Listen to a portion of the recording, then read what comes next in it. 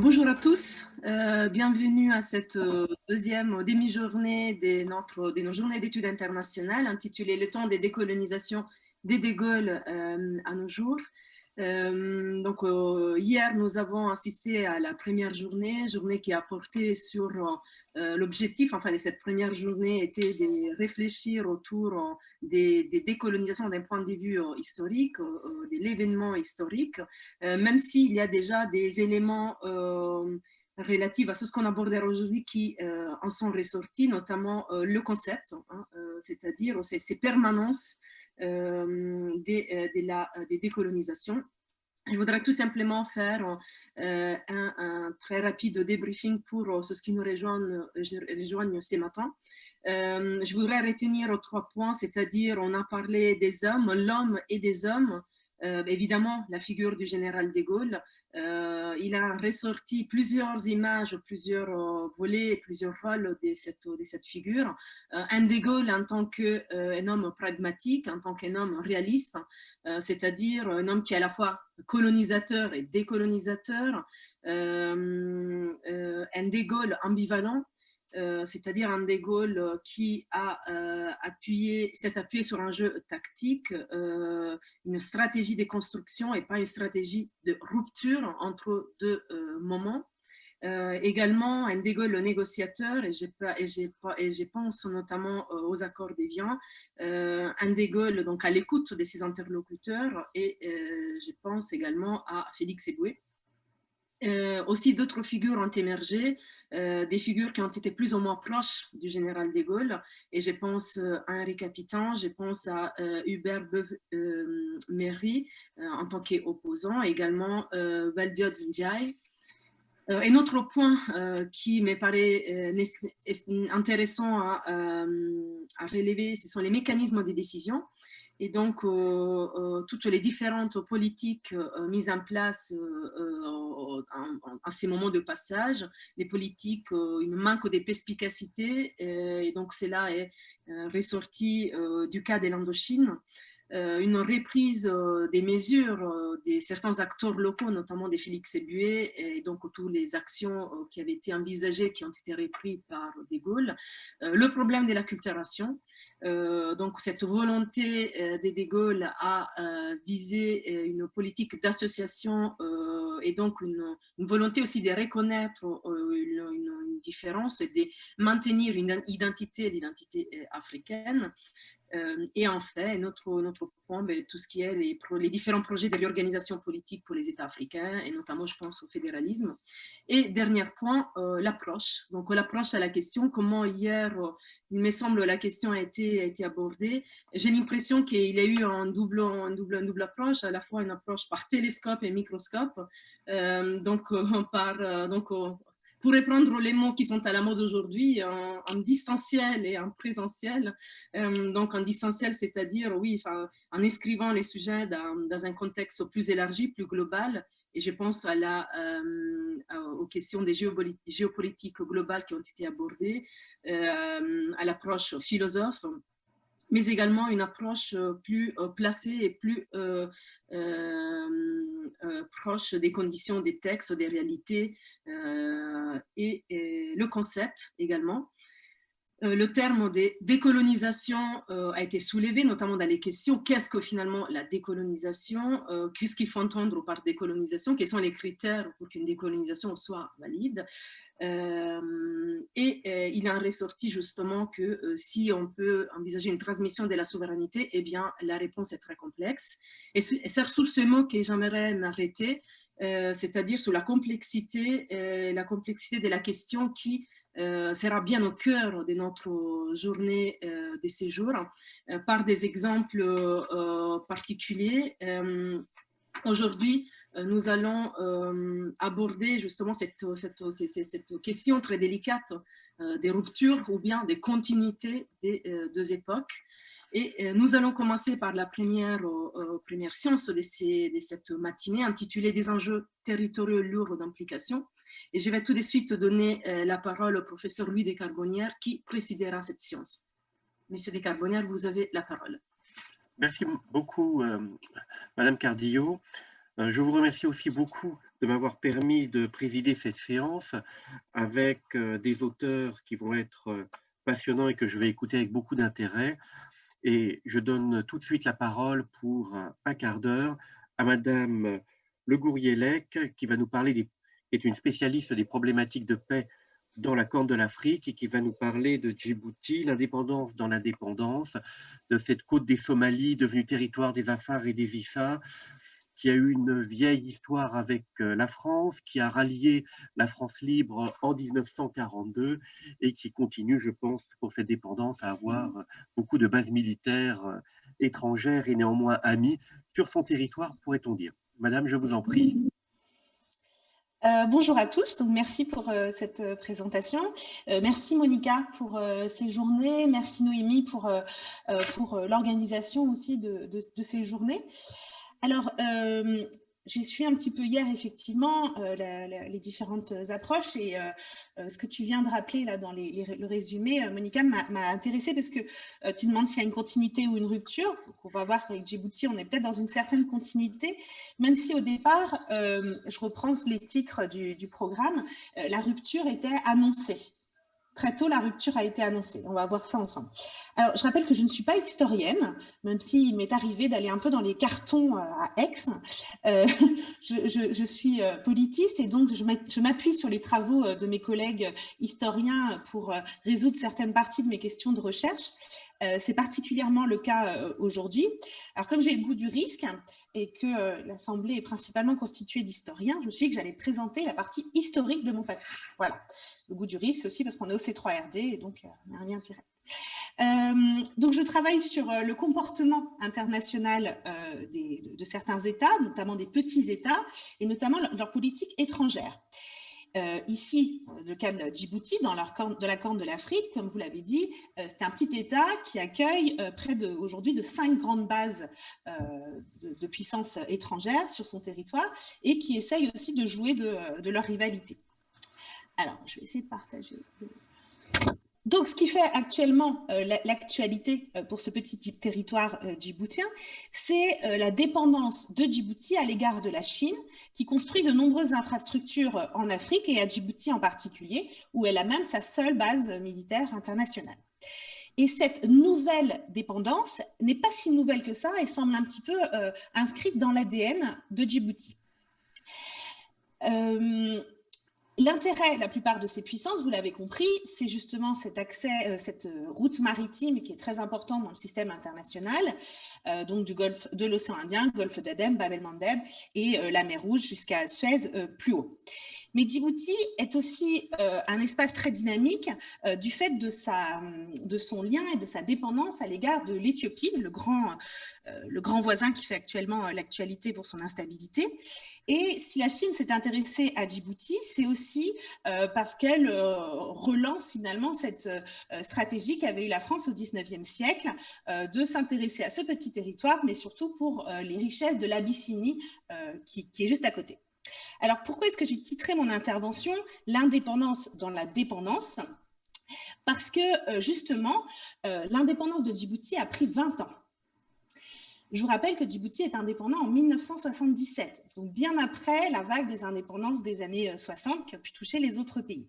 Et je vais essayer de vous montrer pourquoi Djibouti accède à l'indépendance si tardivement, quittant ce qu'un grand auteur djiboutien, Abderrahmane Ouaberi, appelle la haute solitude du dernier bastion colonial. Djibouti se vit toujours comme l'oublié des colonies françaises, comme le laissé pour compte des colonies françaises, et même encore aujourd'hui, alors que ça n'est plus une colonie. Et on va montrer, je vais vous montrer justement pourquoi la France finalement est partie sans être véritablement partie. Et l'argument, c'est d'essayer de comprendre ce contexte des années 60-70 qui va questionner l'existence même d'un État djiboutien indépendant et viable, donc aussi cette question de souveraineté dont tu parlais, Monica. Et je vais essayer de vous montrer qu'en fait, la conséquence, c'est que la survie de l'État est devenue un mythe au sens de récit fondateur, qui est encore très prégnant aujourd'hui dans la pensée des hommes politiques djiboutiens et qu'on retrouve encore à l'époque contemporaine. Donc, on retrouve les racines au moment de ces 20 ans pour l'indépendance.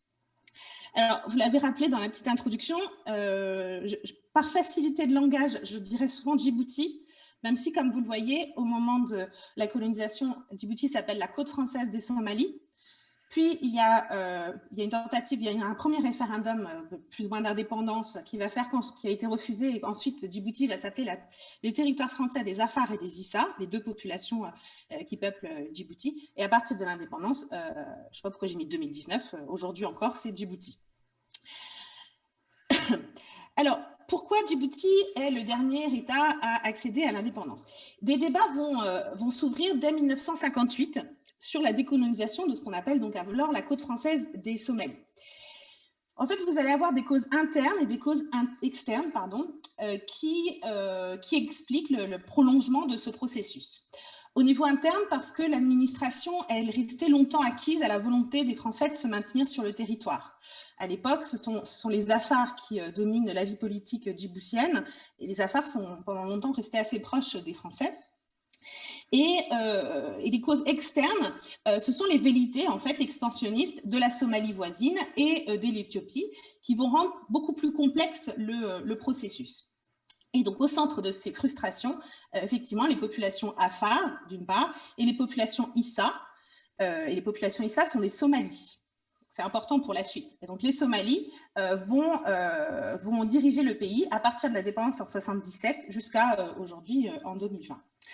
Alors, je dirais que dans ces 20 ans de processus d'indépendance, vous avez deux périodes, les années, c'est un peu facile, les années 60 et les années 70. Et si j'essaie d'être un peu provocatrice, je dirais que c'est l'indépendance somalienne qui a retardé le processus d'indépendance de Djibouti. Pourquoi ? En 1960, la Somalie accède à l'indépendance de l'Italie avec ce qu'on appelle un drapeau-programme. Vous le voyez sur le côté gauche de votre écran. Donc, une étoile à 5 branches. L'idée, en fait, c'est que les dirigeants somaliens vont multiplier les appels à l'autodétermination de toutes les populations d'ethnie somalie qui vivent, selon eux, sous la tutelle éthiopienne, kenyane et française. Ils veulent créer, donc ce qui est le programme, la Grande Somalie, c'est-à-dire d'unir sous un même drapeau toutes les populations somalies de la région. Et donc, l'étoile à 5 branches, les populations de Somalie, du Somaliland, de Djibouti, d'Éthiopie et du Kenya. Puisque là, vous avez la Somalie est un État ethniquement homogène, peuplé de Somalie. Et donc, ça comprend, vous l'avez compris, Djibouti. Sauf que côté français, à l'époque, la côte française des Somalies reste la porte d'entrée de l'Éthiopie sur la mer Rouge, même si elle a des accès aussi sur ce qui va devenir l'Érythrée. Et la France entretient plutôt de bonnes relations avec le dirigeant de l'époque, l'empereur Haïlé Sélassié. Donc, il n'en est pas question. Les Éthiopiens, eux, de leur côté, je vous remets Haïlé Sélassié. Alors, j'entends la télé quelque part. Oui. Je ne sais pas si je suis la seule. Bon, je continue. Quelqu'un aurait la télé derrière lui. Tout le monde pourrait mettre l'audio, pourrait enlever l'audio. Voilà, je pense que c'est bien. Okay. Alors, donc les Éthiopiens, eux, de leur côté, sont dirigés par l'empereur Haïlé Sélassié et sont au début en faveur plutôt d'un statu quo pour justement contenir le pan-somalisme, donc cette idée de grande Éthiopie qui empiéterait une partie de leur territoire, et aussi le pan-arabisme de Nasser, vécu comme pouvant se transformer en une menace contre l'Éthiopie. Et ça, on le perçoit bien dans les déclarations politiques, puisque, par exemple, en 1963, l'empereur Haïlé Sélassié déclare que Djibouti a un rôle important pour l'Éthiopie, à condition de rester français. Et je cite, « Nous avons la promesse de notre ami, le général de Gaulle, qu'il restera français. » Mais les velléités somaliennes sur Djibouti, le réveil aussi d'un nationalisme justement des Somalis à Djibouti, les manifestations principalement des Somalis, vous le voyez à droite, dans les années 60. Donc à droite, c'est les fameux porteurs de pancartes qui vont accueillir de Gaulle en 65-66. Donc tout ça, ça va faire un peu évoluer le positionnement des Éthiopiens. Et en janvier 65, un éditorial d'un grand journal éthiopien titre « Djibouti, c'est l'Éthiopie ». Vous comprenez déjà les velléités. Et l'empereur ajoute que la côte française des Somalies n'est ni française ni somalie. Djibouti est une enclave étrangère au cœur même de l'Éthiopie et les deux pays constituent une entité indissociable. Donc, dans les années 60, vous avez à la fois les velléités de la Somalie de récupérer une partie du territoire djiboutien pour des raisons ethniques, parce que peuplé en partie de Somalie, et vous avez les velléités de l'autre côté de l'allié de la France, l'Éthiopie, qui estime, et il se base pour cela sur un traité de la fin du 19e siècle qu'ils ont signé avec la France, que Djibouti, c'est le prolongement naturel de l'Éthiopie. Donc, ça leur appartient. Et donc, vous avez ces deux velléités qui font que le processus s'est largement retardé. Et la situation interne en côte française des Somalies va se tendre un peu plus quand l'empereur se rend en octobre 66 en France et que le journal Combat va titrer « De Gaulle accueille aujourd'hui le Négus comme héritier de Djibouti ». Vous avez ensuite la visite du général de Gaulle à Djibouti, qui va être donc l'occasion pour les ISA de faire entendre leurs revendications. Comme je le disais, c'est le dessin de droite. Et le président français est donc accueilli par des porteurs de pancartes qui réclament l'indépendance. Et ces manifestations vont faire beaucoup de morts et de blessés. Il y aura une répression assez forte. Alors, devant cette pression extérieure et intérieure, une consultation populaire s'impose. Et avant de préparer cette consultation populaire, la France va demander à l'Éthiopie et à la Somalie de faire une déclaration officielle afin de dire qu'ils respectent l'indépendance de Djibouti si celle-ci est acquise à la suite de ce référendum en 67. Les deux refusent. Ce qui peut expliquer que le général de Gaulle, alors dans les titres, il y avait justement, est-ce qu'il y a rupture ou est-ce que... Non, là, vraiment, la rupture, elle est annoncée avant ce premier référendum. Le général de Gaulle va un petit peu jouer de ses menaces annexionnistes des voisins et il va dire, si la réponse au référendum de 67 était négative, donc les Djiboutiens ne souhaitent pas une nouvelle forme d'alliance avec la France, mais souhaitent s'en retirer, évidemment, la France retirerait du territoire ses représentants, son aide, ses forces, et elle laisserait ceux qui invitent la population à réclamer l'indépendance à en assumer les responsabilités. Il est vrai que certains d'entre eux, semble-t-il, imaginent que la séparation étant choisie et le territoire devenant théoriquement un État souverain, la France n'aurait plus à s'en mêler, continuerait cependant à pourvoir aux dépenses et aux besoins et ferait combattre ses troupes pour empêcher les voisins d'entrer. Il convient de dissiper cette dérisoire illusion. Il s'avère que 10 ans après, ce ne sera pas vraiment une illusion. Non. Car la France n'engagerait certainement pas ses moyens et ses soldats pour soutenir inutilement une apparence d'État que le faible nombre et la division de sa population, la médiocrité de ses ressources, l'infinité de ses frontières, les visées de ses voisins, feraient de cet État un État non viable. Donc on est juste avant le premier référendum. Alors j'avais mis tout à l'heure aussi une citation de Pompidou qui dit à peu près la même chose en d'autres termes. Et donc, le 19 mars 1967, les habitants de la côte française des Somalies sont donc appelés à choisir par référendum entre l'indépendance ou le maintien avec un statut modifié. Ils refusent cette indépendance. Les résultats sont très contestés. Moi, les terrains que j'ai pu faire sur place avec des Français qui ont vécu cette période me disent que oui, c'est très contesté et que le scrutin ne s'est pas fait vraiment de façon très claire. Et du coup, le Parlement français élabore, comme convenu, un nouveau statut pour le territoire qui devient la TFAI, le territoire français des Afars et des Issa. Côte française des Somalies, on montre l'une des populations. Là, on intègre dans le titre les deux populations. Alors, sur les 20 ans que durent donc ces discussions d'indépendance, de 58 à 77, nous sommes à la première moitié avec ce référendum. Et vous voyez déjà, avec le refus de ce référendum, le fait qu'il soit contesté, on a une polarisation interne très très forte entre les pour et les contre l'indépendance. On a une aggravation de la situation au niveau régional. Vous avez une escalade verbale et militaire, parce qu'il y a aussi des combats entre Somalie et Éthiopie. Et vous avez également une intervention des grandes puissances, avec dans les années 70, effectivement, une forte présence des États-Unis et de l'Union soviétique, qui ont tenté de développer leur influence dans cette région essentielle pour le contrôle des flux pétroliers. Pour l'océan Indien également, qui est devenu le théâtre de ces compétitions. Et l'URSS va intensifier sa présence en mettant notamment en place une politique maritime plus dynamique et les Américains vont plutôt se concentrer sur les bases terrestres et les programmes de missiles.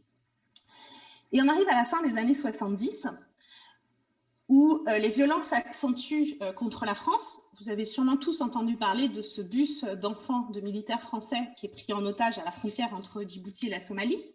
Donc, il y a eu un livre, il y a eu un film aussi dernièrement. Vous avez des attentats, vous avez l'ambassadeur français qui est enlevé en Somalie.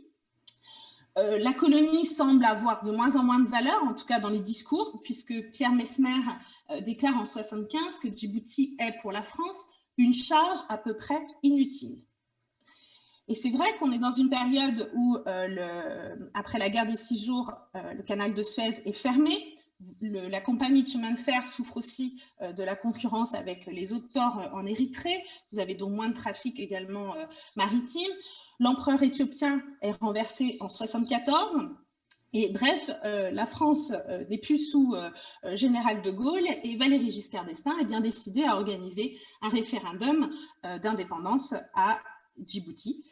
Et ce référendum a lieu en 1977. Mais, et ça c'est un élément très important, peut-être avez-vous tous en tête, les historiens, qu'en 1977, il y a la célèbre guerre de l'Ogaden, donc une guerre qui va opposer l'Éthiopie et la Somalie et qui est devenue très célèbre parce qu'il y a un renversement d'alliance entre les États-Unis et l'Union soviétique. Cette guerre a lieu en 1977, l'année de l'indépendance de Djibouti. Vous comprenez que le conflit entre ces deux États est très important et qu'il risque de jouer sur l'indépendance, sur le référendum d'indépendance de Djibouti. Et donc ce qui se passe, c'est qu'en 1977, la France va déployer sa plus grande opération aéronavale depuis la Seconde Guerre mondiale au large de Djibouti pour effrayer les potentielles velléités des Somaliens et des Éthiopiens d'envahir le pays. Et alors qu'avant, on imaginait que De Gaulle disait 10 ans avant qu'il partirait s'il y avait l'indépendance, eh bien cette indépendance est réellement négociée puisque les Français ne vont pas vraiment partir, ils vont garder une base très importante à Djibouti, les relations seront assez fortes et la France est encore présente plus de 40 ans après à Djibouti. Et alors, tout cela, c'était pour effectivement vous expliquer que la décolonisation de Djibouti est un cas particulier. Pourtant, il en est fait très peu de cas dans les ouvrages qui sont consacrés à la décolonisation. Donc, merci Monica d'y consacrer un temps. Et effectivement, cette indépendance menacée par les voisins est véritablement devenu un mythe au sens de récit fondateur pour les Djiboutiens. Vous voyez encore dans les propos, là en 99, au moment où Ismaël Omar Guelleh prend le pouvoir, qu'il explique que la survie de l'État représente un énorme défi pour le pays. Et il y a toujours cette contradiction avec le fait aussi de louer une partie de sa souveraineté à des bases étrangères, tout en rappelant que Djibouti n'est pas à vendre et qu'il reste très souverain. Et ce que je voulais montrer, en fait, c'est que l'impact aujourd'hui, c'est la prévalence encore de ce mythe qui fait que lorsqu'il y a des attaques comme en 2008-2010, l'Érythrée a contesté la frontière avec Djibouti et donc il y a eu une guerre qui a duré quelques jours. Ce discours est encore revenu dans les discours des chefs de Djibouti. Ils ont à nouveau fait appel à la France. Et ce qui est très intéressant, c'est que petit à petit, le tête-à-tête avec la France semble laisser place à un autre tête-à-tête avec la Chine. Alors pendant quelques années, j'ai pensé qu'on était face à une internationalisation de Djibouti et non, il semble qu'on repasse dans une autre dépendance. Et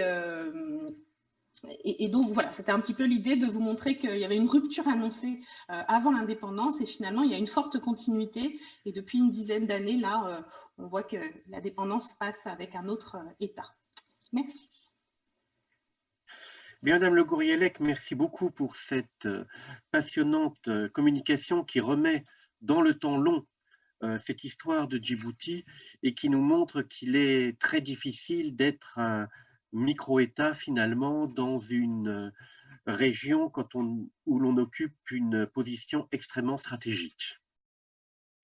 Son Excellence Keïta ne pouvant être là, je vais tout de suite donner la parole à Monsieur Pacman, qui est chargé de mission Histoire et réflexion stratégique à l'Agence française de développement, qui est aussi, ce n'est qu'un des aspects de son CV, car il est membre de l'Académie des sciences d'outre-mer, membre de l'Académie de l'eau, donc qui nous fait vraiment le grand honneur de venir nous parler aujourd'hui de la politique française de développement à la lumière des indépendances de Gaulle entre Brazzaville et les grands rapports sur l'aide de la Guinée à l'Algérie, avec un mot qui m'évoque des souvenirs, Brazzaville, car j'y garde d'excellents souvenirs grâce au professeur Durand qui avait su conduire nos pas lors d'un voyage là-bas. Et je continue à en être très reconnaissant au professeur Durand. Monsieur Pacman, je vous en prie. Merci, Monsieur le Président. Je souhaite remercier les organisatrices de cet événement, Monica Cardillo et Madame Van Eeklo. Cet événement se tient quelques jours après la commémoration du général de Gaulle et il représente une performance du fait des contraintes du confinement. Donc bravo à toutes les deux pour cette résilience et cette obstination, d'autant plus que je constate que vous avez pu réunir de nombreux contributeurs qui représentent des centres universitaires et de recherche variés, en provenance notamment d'Afrique, ce qui est important pour moi parce que à l'Agence française de développement, les pays d'Afrique sont des partenaires privilégiés. Je vois d'ailleurs quelques amis et compagnons de travail dans la salle et j'en profite pour les saluer également. Je voudrais peut-être expliquer en 2 mots ce qu'est l'AFD. Je précise naturellement que je m'exprime à titre personnel et que je n'engage pas l'établissement, mais que cet établissement est concerné par cette époque, par ce moment commémoratif, parce qu'il a été créé par le général de Gaulle en décembre 1941 à Londres, sous le nom de Caisse centrale de la France libre, qui est devenue, au lendemain de la conférence de Brazzaville, en février 1944, Caisse centrale de la France d'outre-mer, pour prendre la dénomination à la veille des indépendances de la plupart des pays d'Afrique, Caisse centrale de coopération économique, et c'est depuis 1998 l'Agence française de développement. C'est un opérateur de la politique d'aide au développement, dont on dit souvent que c'est une politique qui est héritière de la mise en valeur coloniale, mais justement, les indépendances font qu'il y a un changement de nature qui s'opère de façon presque inaperçue dans cette politique. Et c'est ce que je vais essayer de décrire dans ma communication. Je mentionne pour finir cette première diapositive un élément du contexte de cette communication qui tient à ce qu'un projet de loi pourrait être soumis au Parlement au printemps prochain sur cette politique précisément, et qui est intitulée désormais politique de développement et de solidarité internationale. Donc ma prochaine diapositive, Monica, si on peut avancer, décrit, j'ai l'impression que voilà.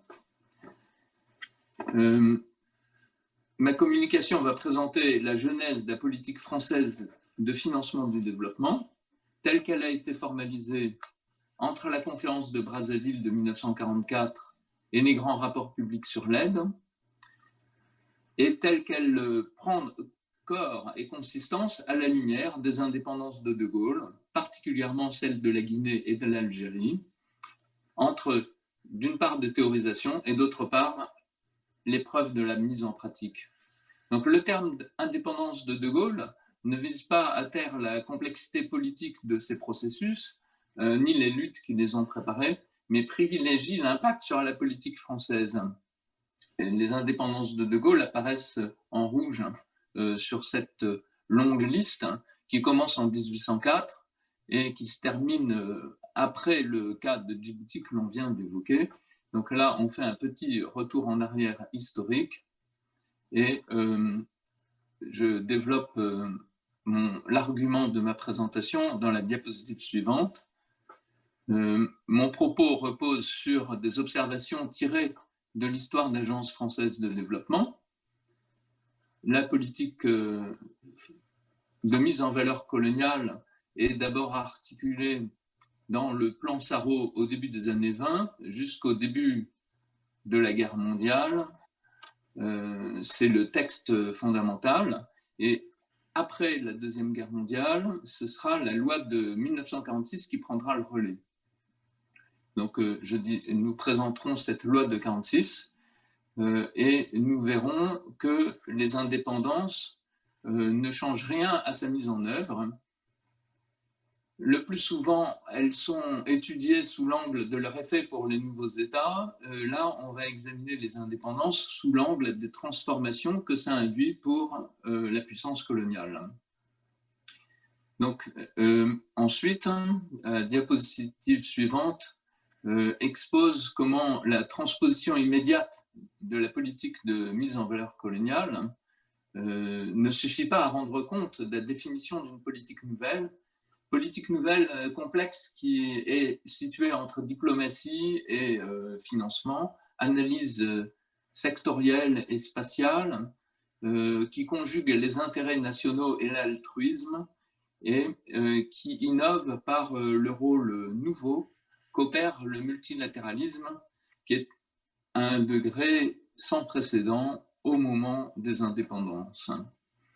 Donc, les indépendances reconfigurent, sans qu'on s'en rende compte, de façon inaperçue, la politique de financement du développement, qui est façonnée par elle depuis les premières, et en particulier les indépendances indo-chinoises. Mais les indépendances de la Guinée et de l'Algérie, dans cette longue série, vont être tout à fait déterminantes pour la transformation en profondeur de la politique de mise en valeur, bien au-delà de la simple continuité. Chacune des deux situations de la Guinée et de l'Algérie va contribuer à ouvrir le champ d'une politique nouvelle, donc. Dans le cas de la Guinée, ce qu'on va découvrir, c'est l'environnement international, voire l'internationalisation de cette politique, ce qui en fait pratiquement une politique publique globale. Et dans le cas de l'Algérie, un effet de rétroaction qui procède du nécessaire alignement des institutions françaises et de la nécessité d'engager leur convergence stratégique. Cet effet de rétroaction qui transforme aussi bien la nature du projet que les institutions, c'est une caractéristique des politiques globales, comme je les caractérise dans cet article de 2009 dans Afrique contemporaine, qu'on voit en bas de cette diapositive. La diapositive suivante vous expose le plan de ma communication. Tout d'abord, la politique de mise en valeur coloniale, ce qui l'a défini et les changements intervenus. Ensuite, ces fameuses indépendances de De Gaulle et les cas emblématiques de la Guinée et de l'Algérie. Et enfin, les implications pour la politique française de financement du développement. Donc, ici, un petit rappel, le plan Sarraut, dont vous voyez la concrétisation, la matérialisation dans ce livre de 1923. C'est vraiment là qu'est décrit l'ensemble coordonné d'investissements qui sont envisagés dans tout l'empire colonial français, et certains de ces investissements ont été mis en œuvre dans les décennies qui ont suivi. Et puisque Jean Jaugé est dans la salle, il n'y a pas encore l'Office du Niger, mais beaucoup d'investissements dans le domaine de l'eau sont déjà décrits dans le plan Sarraut. La diapositive suivante est un agencement de photos qui figure sur un espace commémoratif à l'Agence française de développement. Et après la journée d'hier, certains se réjouiront de voir à droite Félix Eboué. Malheureusement, cette photo occulte le visage de Laurency, qu'on a évoqué également hier.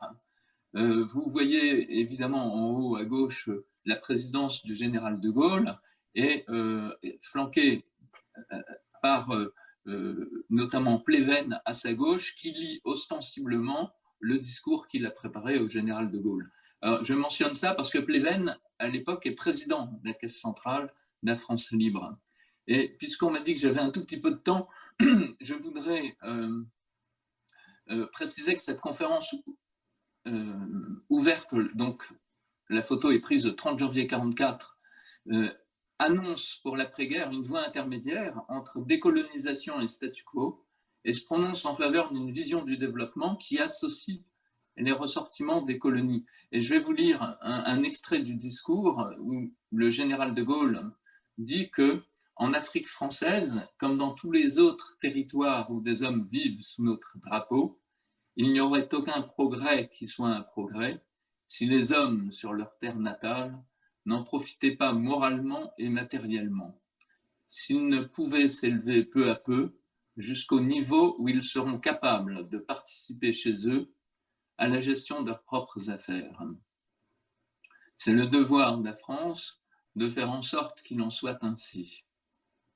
Tel est le but vers lequel nous avons à nous diriger. Nous ne nous dissimulons pas la longueur des étapes.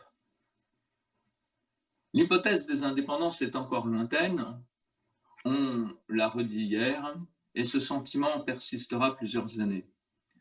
Cette conférence voit en tout cas la concrétisation de son propos en 1946. Et donc la diapositive suivante vous présente des extraits de la loi du 30 avril 1946, 3 mois donc après que le général de Gaulle a quitté le gouvernement provisoire, mais elle porte encore évidemment fortement son empreinte.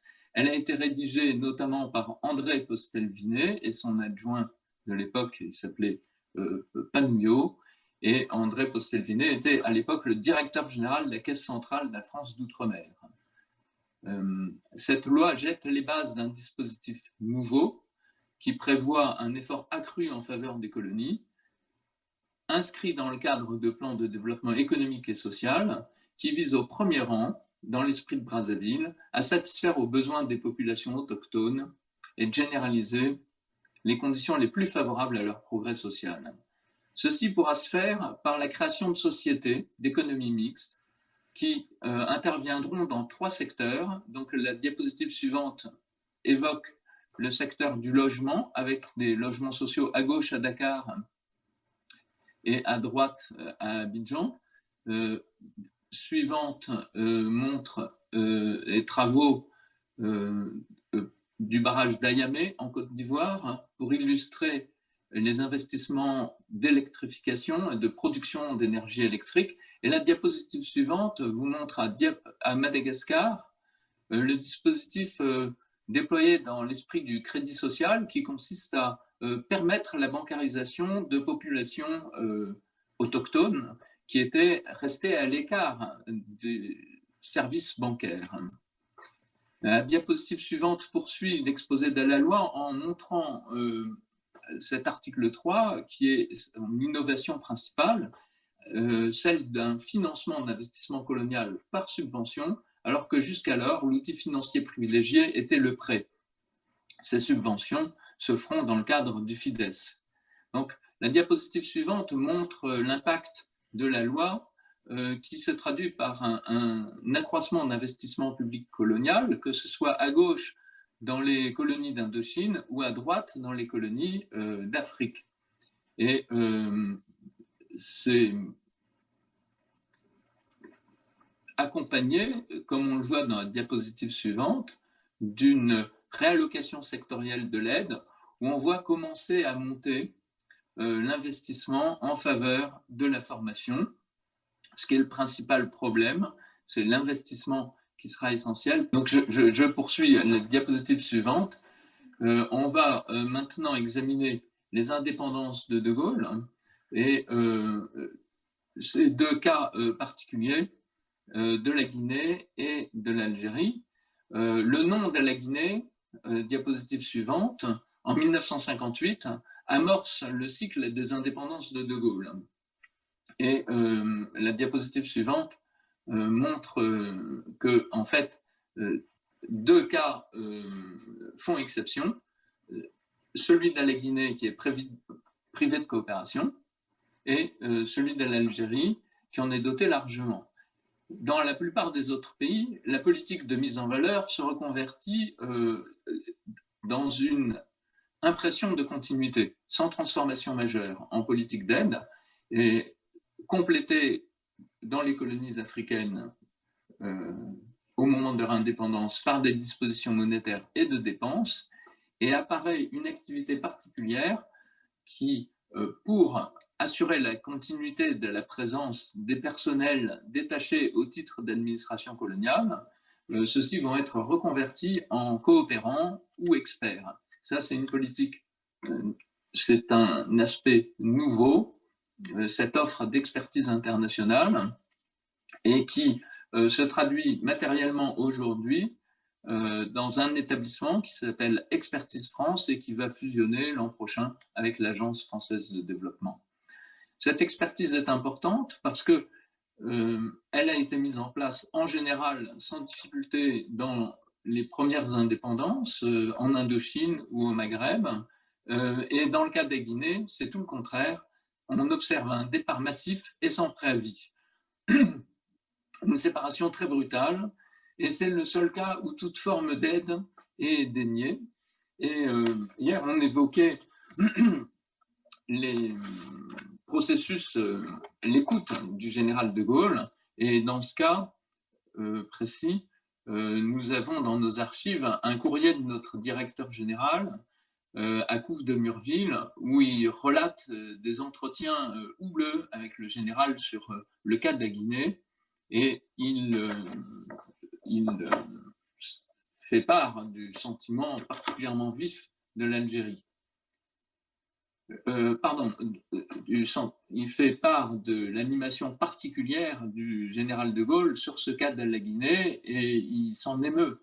Mais on sent que le général de Gaulle a longuement pesé sa décision, même si elle peut paraître très irrationnelle, parce que dans l'argumentaire qu'a envoyé au président André Postelvinet, notre directeur général, tous les arguments pour s'opposer à cet abandon brutal se trouveront vérifiés par la suite. Dans le cas de l'Algérie, on voit au contraire un déploiement très riche de méthodes et d'instruments. Donc la diapositive suivante explique que après le départ français, la Guinée n'a pas été privée du tout de concours, et que si la France pensait abandonner la Guinée à l'isolement, en réalité, elle a bénéficié d'assistance technique et d'expertise étrangère très diversifiée, aussi bien de pays OCDE que de pays communistes, et naturellement d'institutions multilatérales. Et à droite, on voit les montants financiers octroyés par des donateurs aussi divers que l'Allemagne, les États-Unis, le Canada, sachant que l'aide française, au début, apparaît comme négative parce que la Guinée a poursuivi les remboursements des crédits octroyés avant l'indépendance.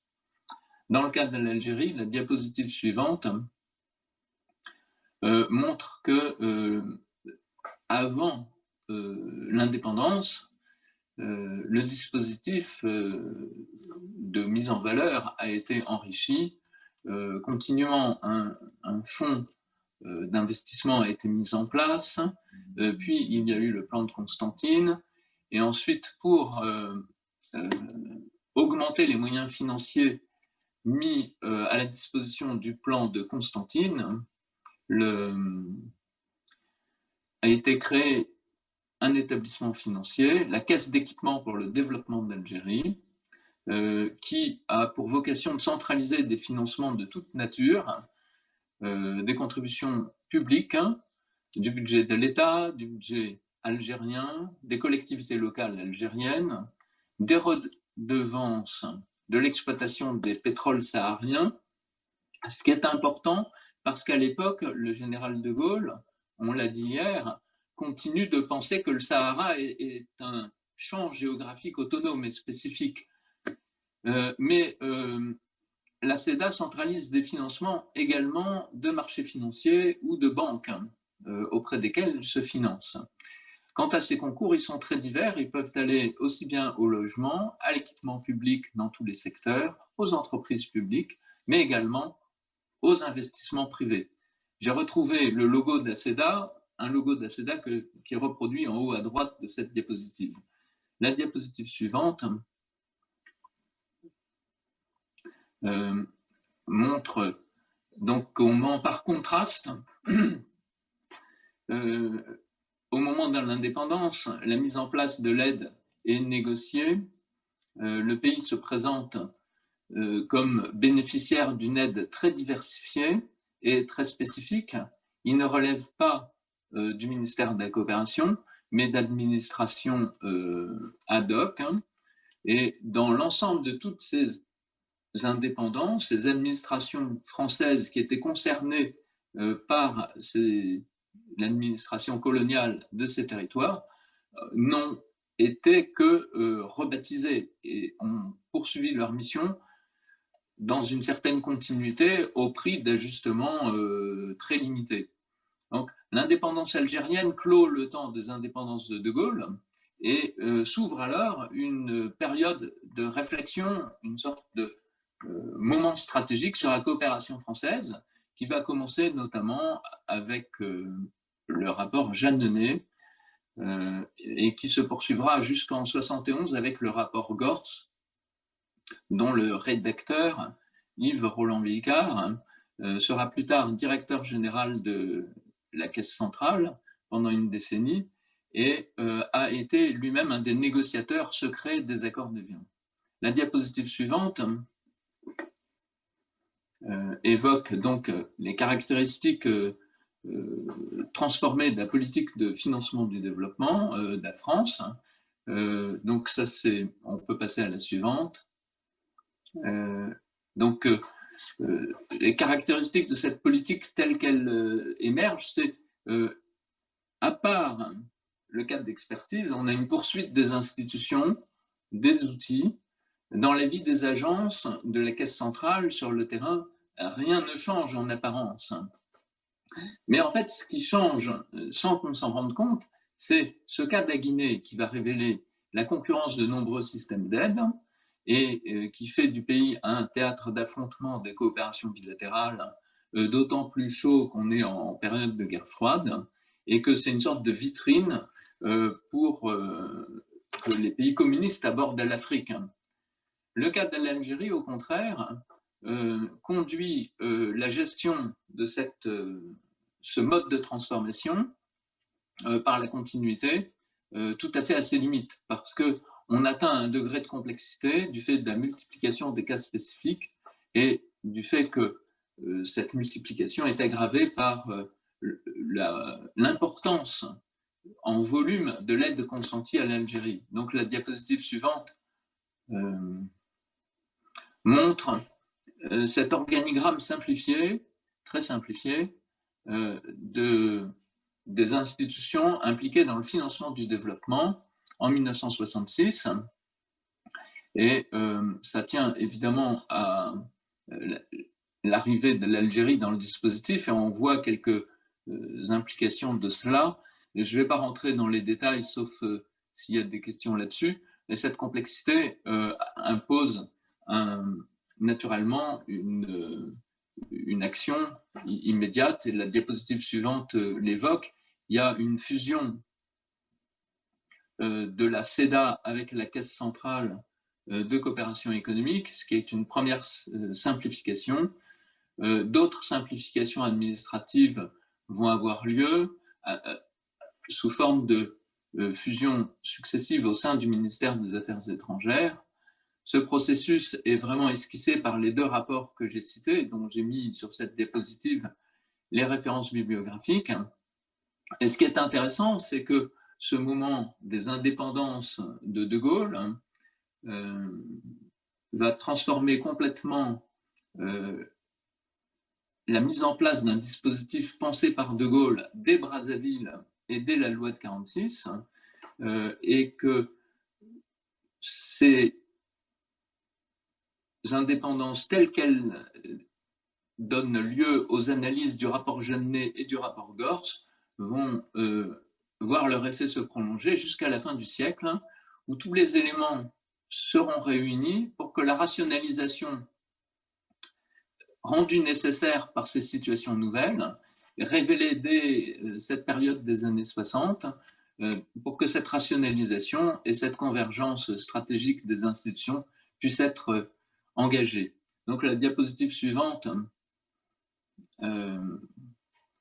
propose, à titre de complément documentaire, deux documents témoignages de personnalités qui ont été évoquées dans cette communication, André Postel-Vinet et Yves Roland-Bicard, qui ont livré des témoignages dans des livres qui ont été publiés par l'Agence française de développement. Je voulais insister dans cette communication sur l'écart qu'il peut y avoir entre les théorisations et les mises en pratique, et comment les mises en pratique peuvent être réintroduites dans les processus de théorisation et de construction des politiques publiques, et selon des délais qui peuvent être très longs, puisque là, en l'espèce, si de Brazzaville à la loi de 46 il y a 2 ans, des indépendances de De Gaulle à la politique actuelle d'aide au développement. Merci infiniment, Monsieur Pacman, pour cette communication très limpide sur des aspects financiers très compliqués et comment finalement d'un plan Sarraut et d'une mise en valeur des colonies, on passe à des investissements et un financement accompagné jusqu'à une véritable coopération. Et je crois que vous nous avez bien montré que finalement, dans ce temps long, on reste dans l'actualité de la fable de La Fontaine, le loup et le chien, pour ce qui est de la liberté. Au terme de ces 2 communications, je tiens vraiment à remercier les 2 conférenciers qui nous maintiennent un temps d'échange universitaire de très grande qualité, même à distance. Et finalement, on voit que la convivialité même n'est pas sacrifiée, seulement dans certains de ces aspects. Et je tiens à féliciter les organisatrices, car nous avons finalement plus d'une 60aine de participants dans cette matinée d'un samedi matin tôt, ce que beaucoup de colloques en présentiel leur envieraient, ce qui montre vraiment le grand intérêt de ce moment. Je rends la parole à Madame Cardillo comme discutante, car elle a beaucoup plus de compétences que moi sur ce domaine pour discuter avec les intervenants. Madame Cardillo, je vous rends la parole. Merci beaucoup, messieurs les présidents. Alors, merci beaucoup pour ces 2 interventions très passionnantes. J'ai des questions, mais je vais peut-être voir s'il y a des questions du public et des autres intervenants. Alors, je vois que dans les QR, effectivement, il y a déjà 2 questions qui sont posées. Première question par Mademoiselle Bruxelles. C'est mon étudiante, je suis très contente, ravie de voir que mes étudiants sont là les samedis matins et qui participent activement. Donc, Marie Bruxelles, elle pose comme question la suivante.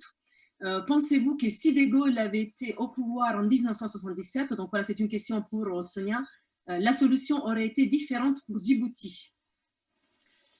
Oui, merci pour cette question. Je pense que c'était le sens de l'histoire, puisque Djibouti était quand même la dernière colonie française. Donc, elle aurait accédé à son indépendance. La France avait beaucoup moins d'intérêt, comme je l'ai dit, dans la région. Je rappelle qu'en Éthiopie, c'était Mengistu qui était au pouvoir, et on était un peu moins proche de lui, on va dire, que de l'empereur Haïlé Sélassié.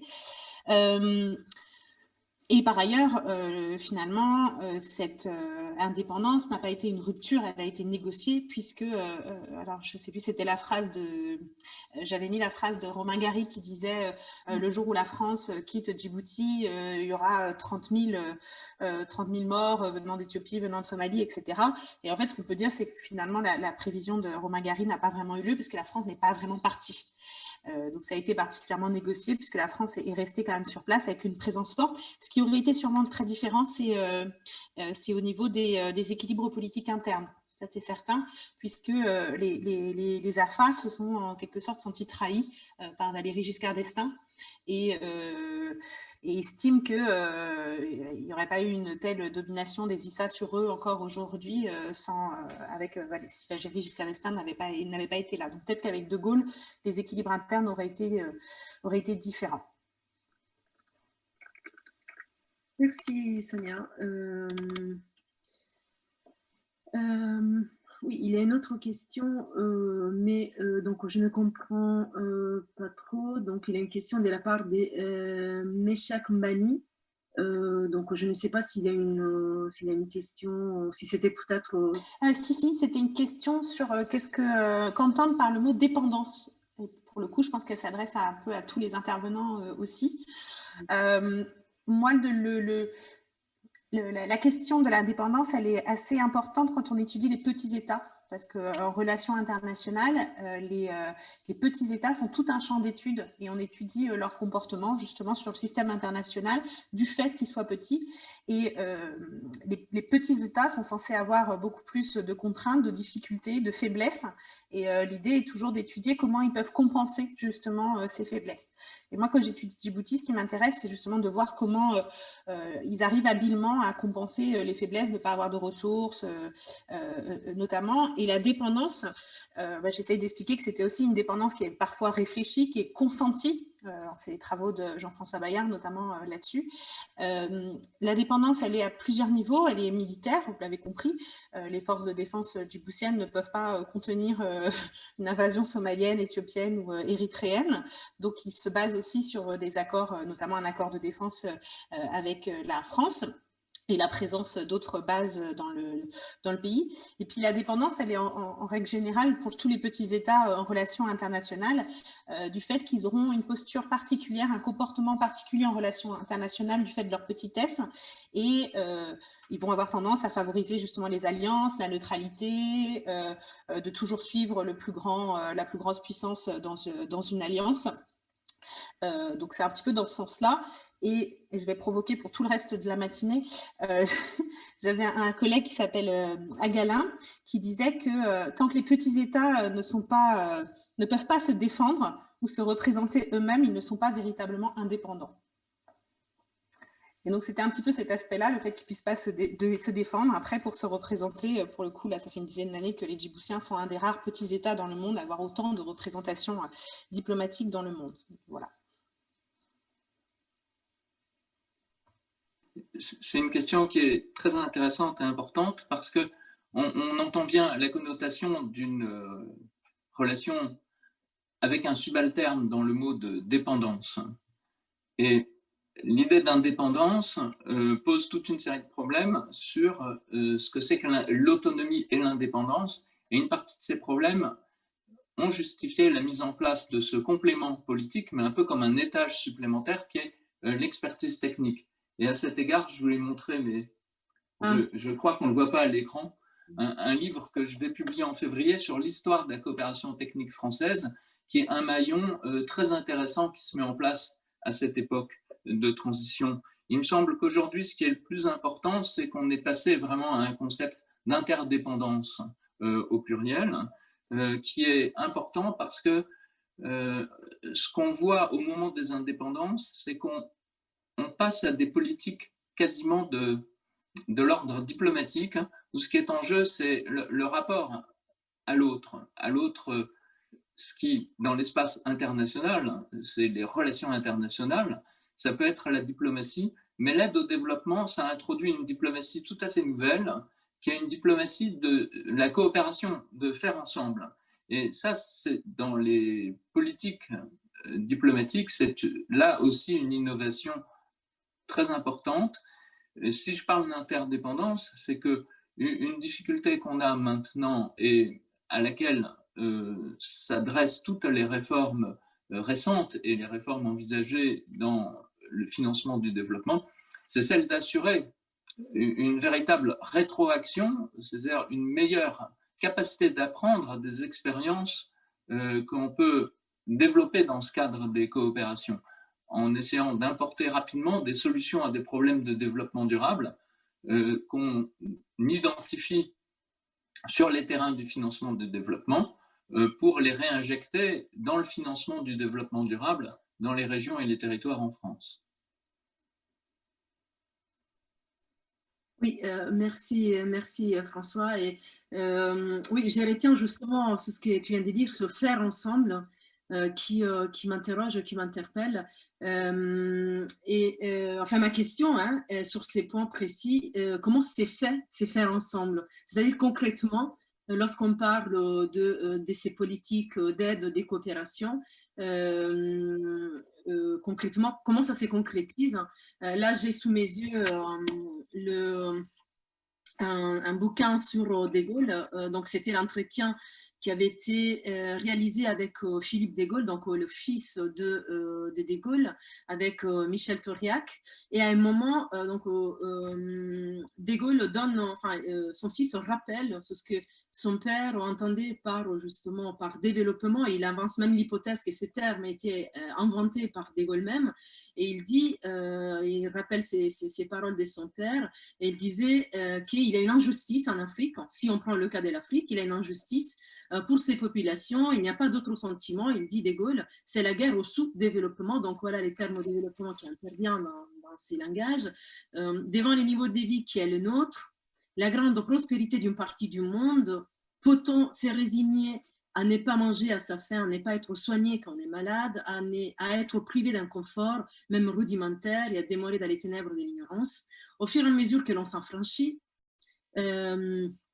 on a besoin de l'aide des autres. Il n'y a rien de plus naturel. Donc, pour De Gaulle, voilà, l'aide, cet accompagnement est naturel. Et d'ailleurs, je te remercie du rappel de la citation que tu as faite de De Gaulle, car je voulais aussi la rappeler, cette idée du développement justement. Mais ma question est juste, comment c'est fait concrètement? Est-ce qu'on est dans une relation équilibrée ou est-ce qu'on a aussi peut-être une tendance à être dans une relation je ne veux pas dire de force, mais presque. Et même mon autre question relativement à cette coopération, donc quel est le but aujourd'hui de cette aide, de cette coopération, voilà, de cet échange? À l'époque coloniale, j'ai l'impression qu'il y a effectivement une grande continuité avec l'époque coloniale. À l'époque coloniale, il me semble qu'il y avait la recherche justement notamment des ressources naturelles. Il y avait un objectif très clair de la politique coloniale, donc d'exploitation. La finalité était une exploitation, mais après les indépendances, qu'est-ce qu'on demande, si je peux le dire de manière un peu brutale, en échange? Et j'avais aussi une autre question, François, après je réponds les questions en QR. Est-ce qu'il y a une différence entre les politiques de financement suivies en Afrique et en Asie?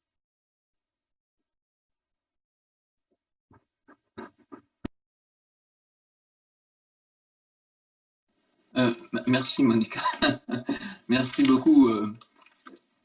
Ce sont des questions très riches et auxquelles je pense que je vais m'efforcer d'apporter une réponse assez simple. Quelle est la forme que ça prend concrètement, la coopération sur le terrain? Eh bien, ça se déroule au sein d'entités qu'on appelle des projets. Et donc, c'est une construction intermédiaire entre le micro de la vie de l'entreprise ou le macro des politiques économiques. Le projet, c'est vraiment un ensemble d'investissements sur un territoire, dans une unité donc de lieu, une unité de temps, c'est-à-dire 5 ans, 10 ans, et une unité d'action pour poursuivre des objectifs de développement très précis. Donc, mes amis ou confrères Jean Jaugé, qui est là, ou Marc-Antoine Martin, pourraient certainement raconter des belles histoires de projets, et ces projets sont autant d'incarnation d'une coopération où on a d'une part de l'expertise, des financements, et de l'autre une implication du pays ou du territoire bénéficiaire, destinataire plus exactement, qui met en œuvre tout un ensemble d'actions qui vont transformer profondément le territoire et la vie des personnes. Et le but, c'est évidemment de tendre vers l'augmentation, l'amélioration des conditions d'existence de ces personnes. Donc, ces projets peuvent souvent incarner des difficultés très spécifiques qui sont surmontées à chaque fois avec une certaine forme de créativité. Et c'est ça qui rend très intéressant et important le concept de rétroaction et de capacité pour nous d'apprendre de tout cela. Car le but, une autre question que tu as formulée, Monica, c'est aujourd'hui, qu'est-ce qu'on attend de cette politique? Certainement, la théorie des relations internationales nous dit toujours qu'il n'y a pas de pureté dans les intentions, que la vérité, elle est entre l'idéalisme du grand cœur de beaucoup de personnes qui s'engagent dans le développement et dans l'humanitaire, et sans doute du grand cœur du général de Gaulle, hein, parce que son propos et son engagement pour le développement sont certainement très profonds. Mais ça tient également à la défense et la promotion d'intérêts nationaux. Et souvent, l'intérêt national, il est représenté par une assertivité des valeurs, des savoir-faire du pays qui dispense cette coopération internationale. Et c'est ça la première forme de l'intérêt. La deuxième forme de l'intérêt, c'est en promouvant un certain nombre de manières d'aborder des problèmes, on promeut une industrie, une conception de l'action, voire des normes. Et donc, des normes, ça peut aller jusqu'à la transplantation de blocs juridiques complets. Donc, tout ça, c'est au-delà d'un langage commun dans le cadre du projet, ça peut être très structurant dans les relations entre les pays. Et ça peut, derrière l'aide au développement, on peut avoir des impacts en termes de commerce, sans qu'il y ait forcément une aide liée en termes de coopération dans divers champs. Et l'intérêt, c'est justement que cette interdépendance agisse et nous transforme des deux côtés de la relation de financement. Merci beaucoup, François. Merci. Je vais répondre les QR parce qu'il y a beaucoup de questions qui sont posées. Donc, il y a une question, je pense, qui va te concerner toujours, François, de Marie-Christine Rivière. La question est la suivante. Quelle corrélation, voire causalité entre l'aide aux pays décolonisés, leur maturité politique, économique, démocratique aujourd'hui? Et donc, la même personne complète, présence auprès des pays au-delà de l'aide. Peut-être même Sonia pourra ajouter quelque chose sur la présence, même au-delà de l'aide. Mais François, je te laisse la parole. Juste sur le premier membre de la question, je ne suis pas sûre d'avoir bien entendu, pardon. Oui, donc quelle corrélation, voire causalité entre l'aide aux pays décolonisés et leur maturité politique, économique, démocratique aujourd'hui? C'est une question qui est extrêmement difficile parce que c'est vraiment au cœur de la réflexion sur la distribution de l'aide. Et il y a plusieurs générations d'approches de la question de la distribution de l'aide. La première était en termes de besoins et de capacité d'absorption. Et ce n'est qu'ensuite, à la sortie de la guerre froide, qu'il a été possible d'engager la réflexion sur la question de la maturité politique. Et là est arrivé le discours de La Baule de François Mitterrand en 1989, un discours dans lequel il introduit l'idée d'une conditionnalité politique. Ce en quoi il réactualise, parce qu'on parle de De Gaulle quand même, le débat qui avait eu lieu en 1958 sur la Guinée. Et dans le cadre de ce débat, De Gaulle voulait, sur le cas de la Guinée, comme on l'a déjà évoqué hier, éviter que s'ouvre une brèche, alors que André Postel-Vinet, notre directeur général, soulignait les effets négatifs que ça aurait pour notre relation bilatérale dans un contexte où, évidemment, aucun autre pays ne sanctionnerait les Guinées et qu'au contraire, les richesses et les perspectives d'avenir de la Guinée rendaient tout à fait probable que les pays se précipiteraient pour occuper le terrain qui avait été laissé vide. Là, je voudrais vous rappeler le précédent d'Haïti en 1804. Nous n'avons eu de cesse, tout au long du 19e siècle, de faire payer à Haïti son indépendance. Et à le faire payer littéralement en 1820 en créant une sorte de créance de facture de l'indépendance, d'une part, et d'autre part, en demandant explicitement à tous les pays d'exercer sur Haïti une sorte de boycott. Dans le cas de la Guinée, ça n'a pas été, une telle stratégie n'aurait pas été possible, et on a bien vu que ça n'a pas été du tout le cas. Donc, l'idée d'une conditionnalité politique, la douche froide de ce qui a été quand même très malheureux comme expérience pour la France en Guinée, s'est traduit par le fait que dans un contexte où, en outre, la guerre froide faisait de l'aide au développement un possible auxiliaire de cette diplomatie de la guerre froide, prendre en compte cette dimension politique comme une condition du développement n'a été possible précisément qu'à partir de 1989. Aujourd'hui, on a fait de nombreux travaux sur le rôle des institutions dans l'efficacité du développement, et évidemment, on se rend bien compte que pour que l'aide puisse être efficace, ce qui est vraiment une attente croissante à l'égard de toute dépense publique, il est important qu'elle soit concentrée sur des objectifs très explicites, et les bailleurs de fonds ont fait un gros effort sur la mise en commun d'objectifs et de priorités de développement, tout d'abord autour de la lutte contre la pauvreté, les objectifs du millénaire du développement en 2000, puis à partir de 2015, pour la promotion des objectifs de développement durable qui nous engagent tous désormais, au nord comme au sud. Donc désormais, nous sommes tous des pays en développement, des territoires en développement, et nous devons probablement tous adapter notre gouvernance aux questions de développement durable. Alors, il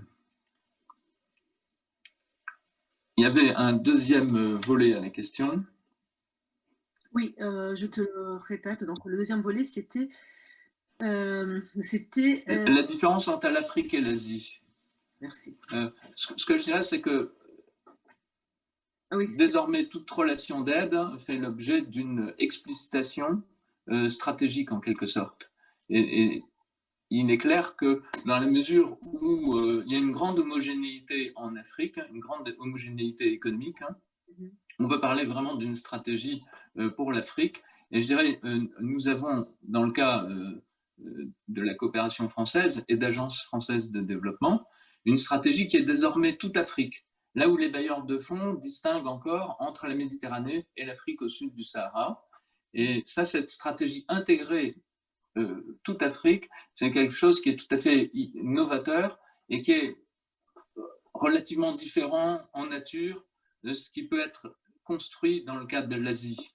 La stratégie toute Afrique est évidemment différente de la stratégie à l'égard de l'Asie parce que les défis du développement durable en Afrique sont alourdis par les difficultés sociales qui restent encore très pesantes, avec un niveau de vie très bas, des conditions de vie très difficiles, d'accès aux services essentiels et en particulier à l'eau, très complexes, alors qu'en Asie, beaucoup de ces problèmes sont déjà surmontés et on a des enjeux plus prégnants en termes de développement durable.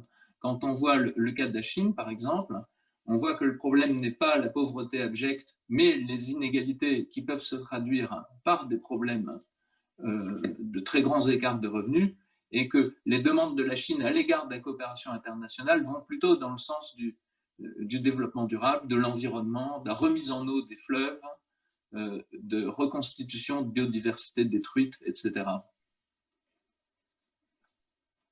Merci, merci François. Alors, il y a d'autres questions que je pense s'adressent toujours à toi, donc de Monsieur Marchessan, Philippe Marchessan, qui pose cette question de savoir quels étaient les arguments avancés par André Postel-Binet pour s'opposer au choix du général de Gaulle.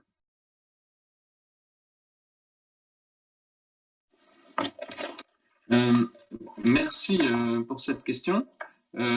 L'argument principal était que il y avait évidemment le risque qu'on accuse la France d'avoir voulu paralyser l'indépendance, et l'idée était de discréditer un discours par ailleurs assez humaniste sur l'autonomisation progressive de l'Afrique. Le risque était qu'en dramatisant le moment, on précipite les processus d'indépendance. Et c'est assez paradoxal. Ce qu'on a dit hier, c'est qu'en 1959 encore, on ne voyait pas l'indépendance se dérouler avant le début des années 80. Et donc, la lettre d'André Postel-Vinet à Couve de Murville invoque aussi bien les aspects politiques que le fait qu'on prend un certain risque à abandonner la population guinéenne à son sort et à retirer du jour au lendemain la plupart des moyens. Et ça pose un vrai problème éthique.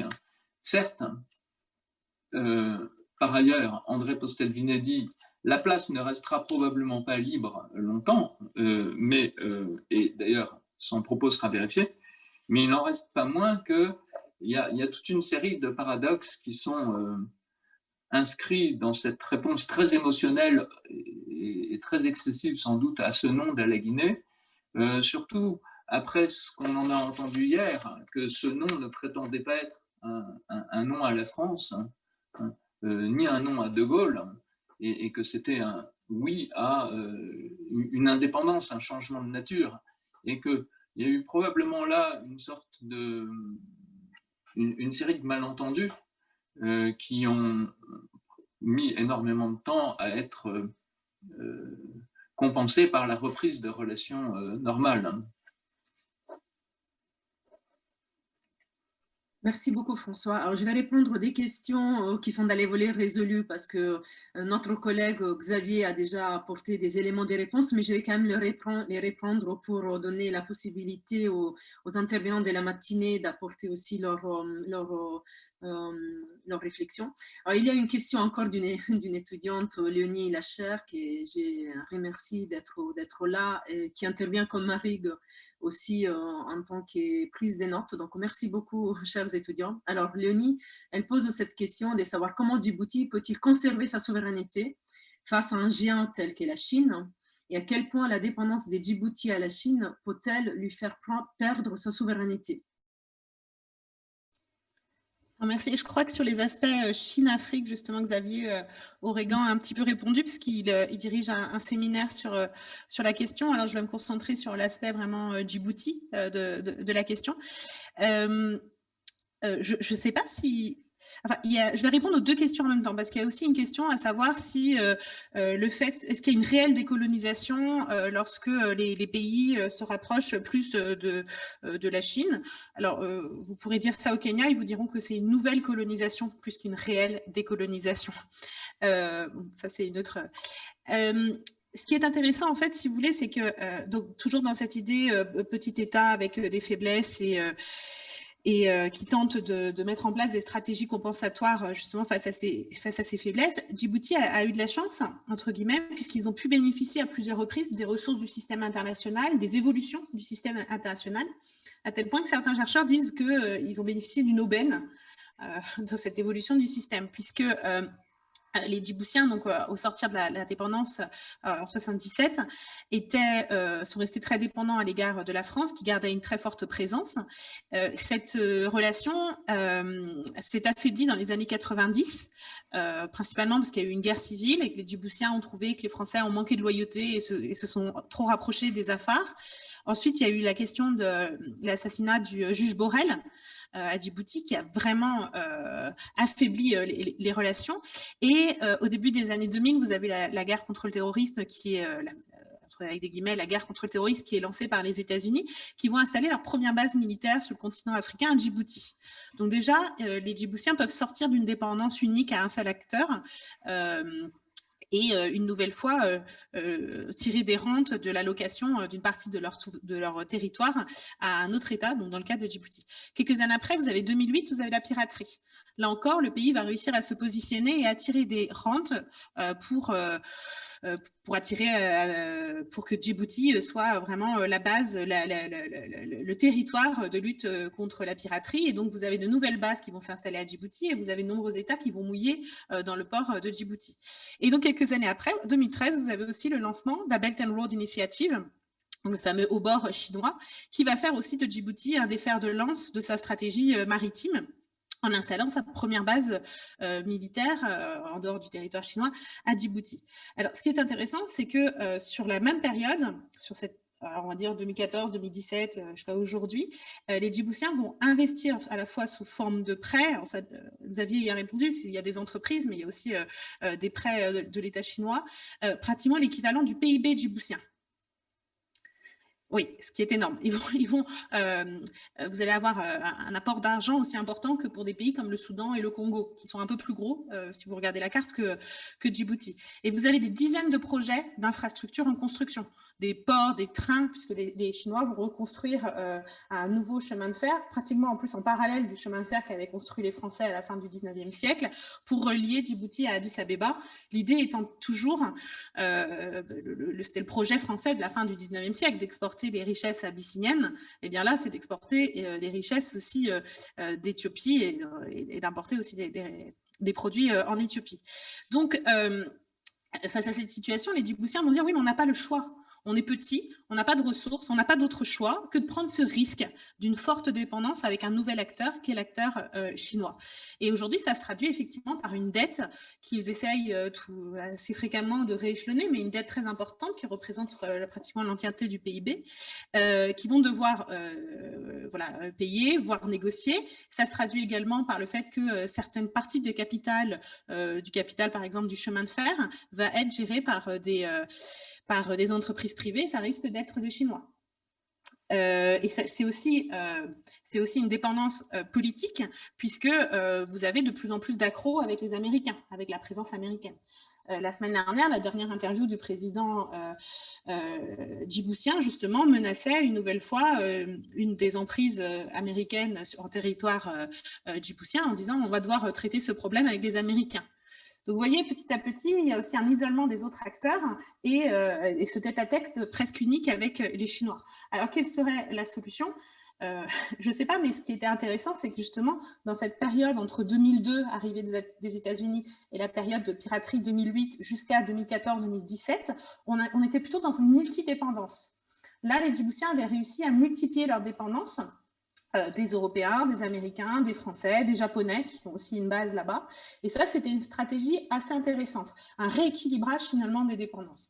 Et là, le problème, c'est qu'on a toujours une tendance dans la politique djiboutienne à aller au plus offrant.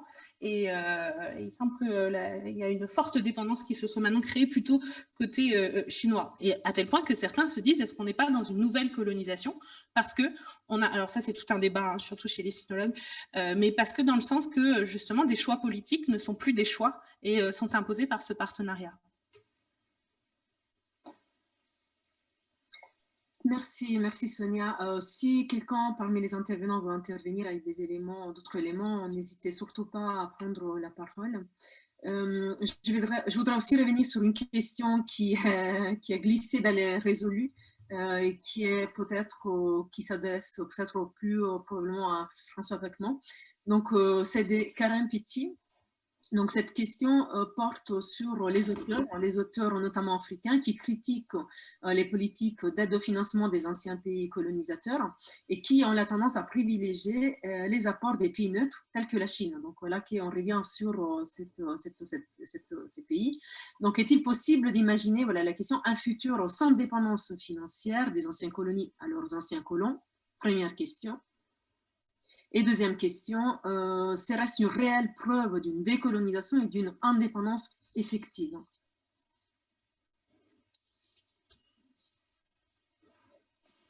Merci beaucoup.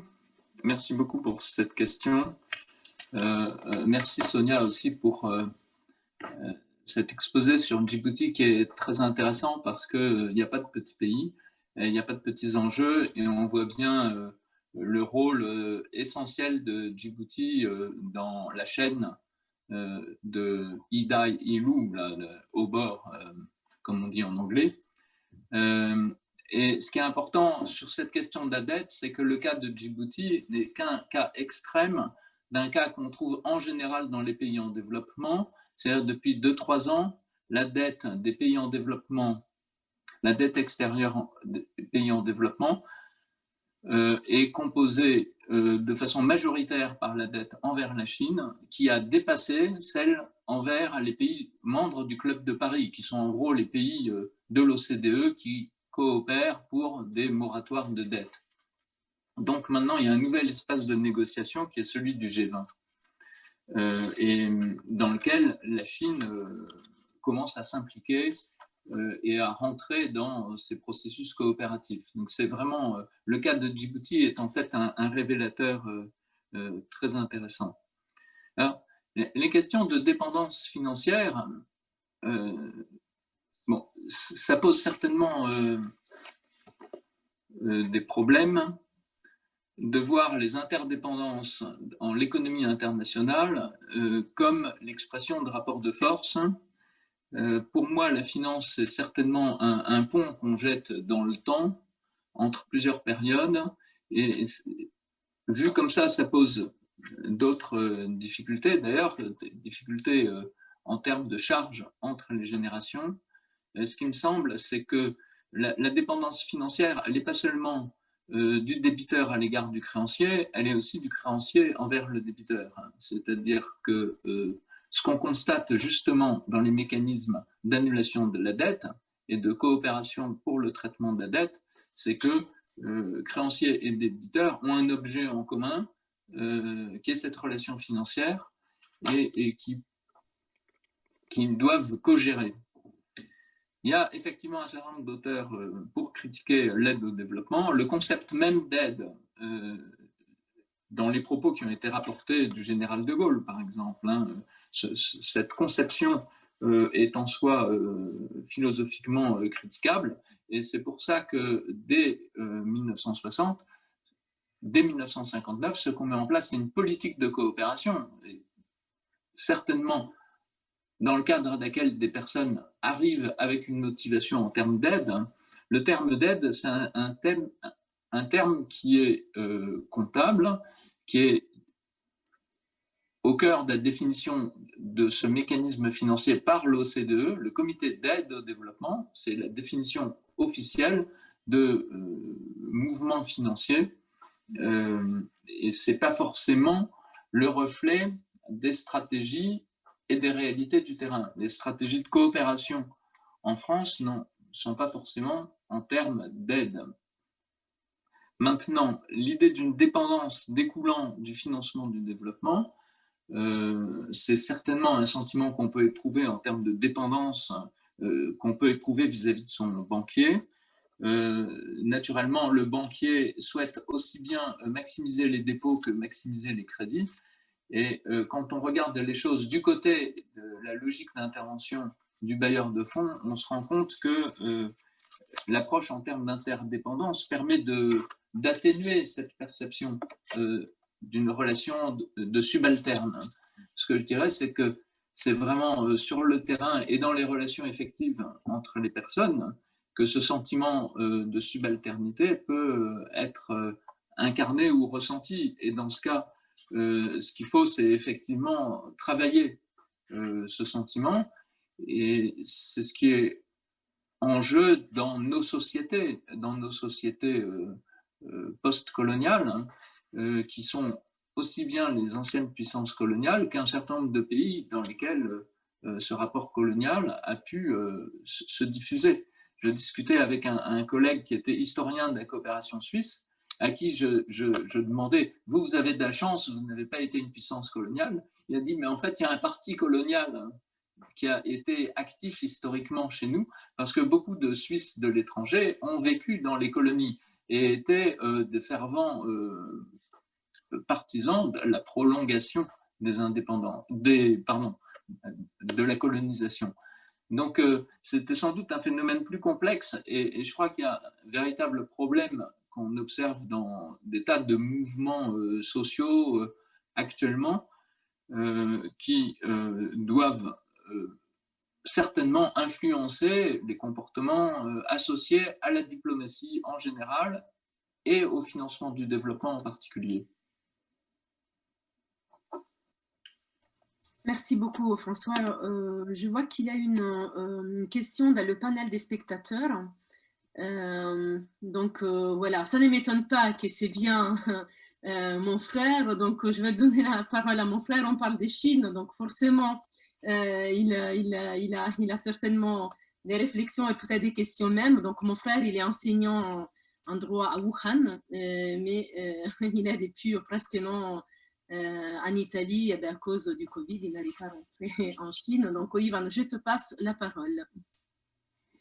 Merci, merci Monica, et merci encore pour organiser cette journée d'études. Ils ont été très intéressantes et je suis très content d'écouter aujourd'hui les relations et je voudrais partager un peu de mes suggestions, mes idées.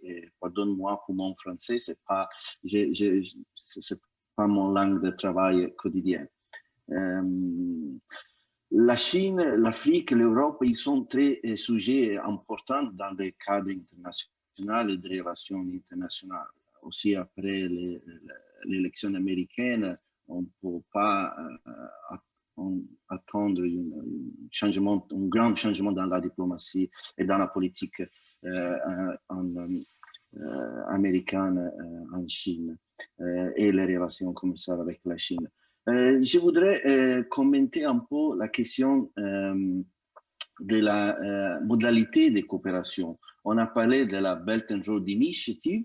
Ça, c'est la nouvelle appellation après la première appellation qui était One Belt, One Road. On ne dit c'est pas on peut parler pas seulement de One Belt and One Road, mais le commerce international doit être bidirectionnel. Donc, donc, on a commencé à parler de multilatéralisme, plurilatéralisme dans les relations commerciales. Ce qui est différent, apparemment, c'est les conditions politiques et l'idéologie politique à dehors de la coopération. La Chine, il parle tout le fois d'une coopération de gagner, win-win cooperation, de gagner mutuel, et aussi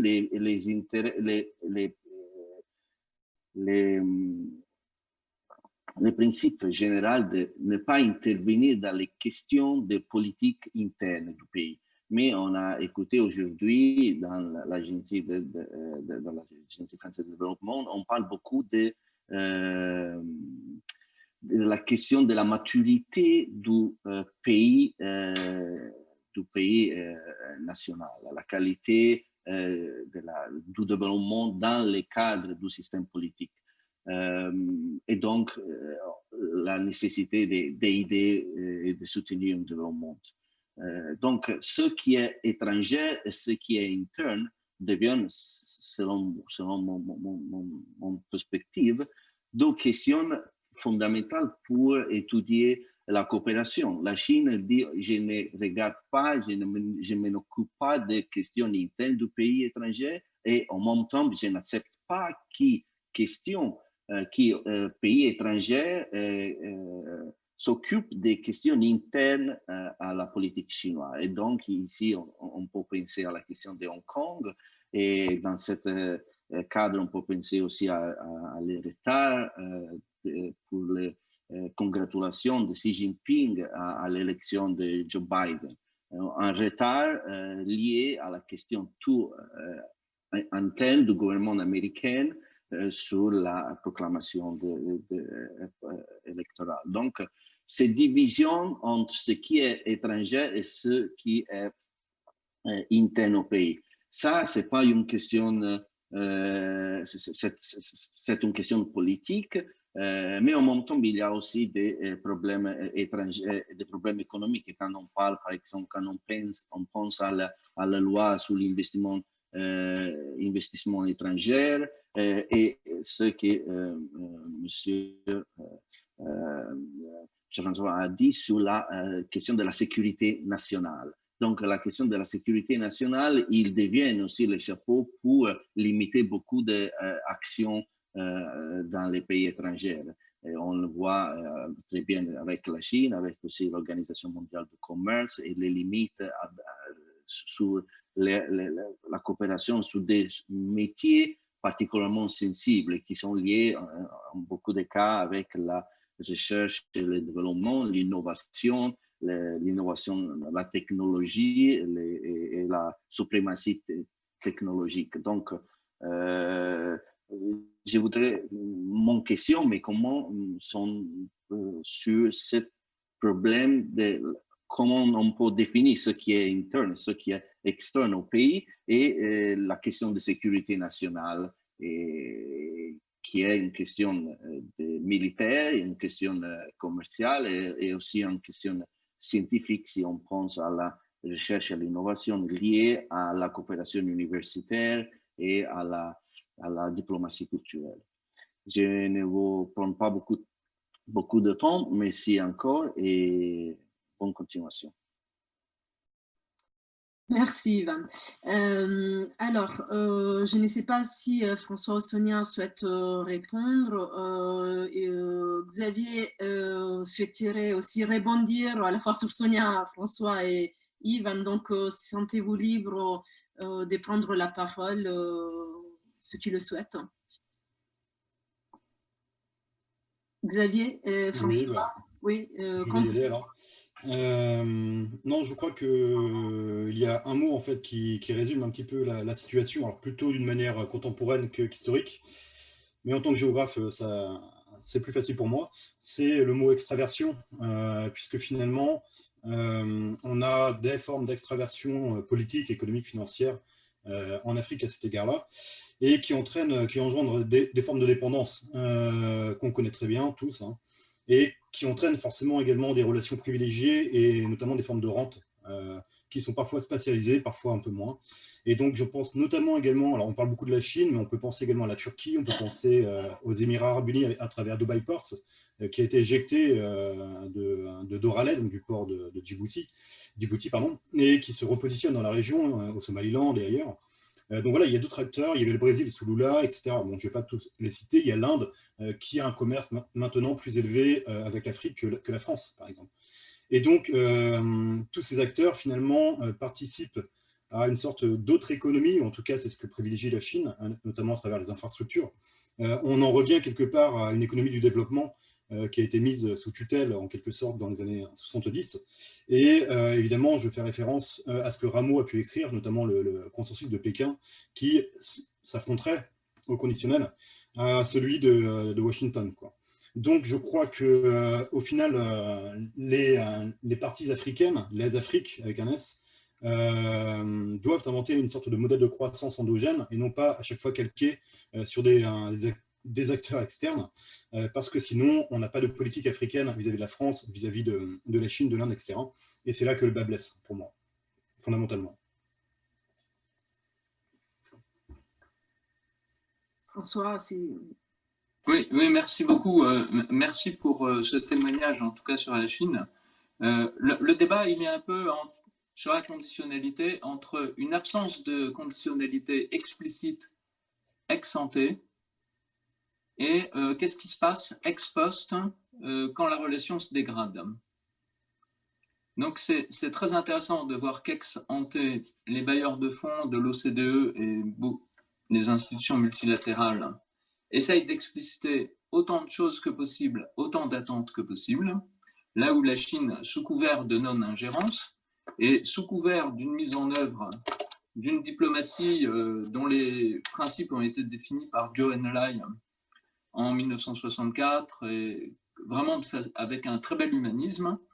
Et sous couvert de cela, ce qu'on voit se développer du côté de la Chine, ce sont des financements massifs structurés par une vision de la croissance économique chinoise par l'extraversion, effectivement, comme l'a très bien dit Xavier, et que cette non-ingérence affichée vise à mieux servir et ne permet pas d'expliciter toujours les stratégies économiques et industrielles de la Chine, et que ex post, le prix de ne pas avoir explicité les choses ex ante peut être élevé.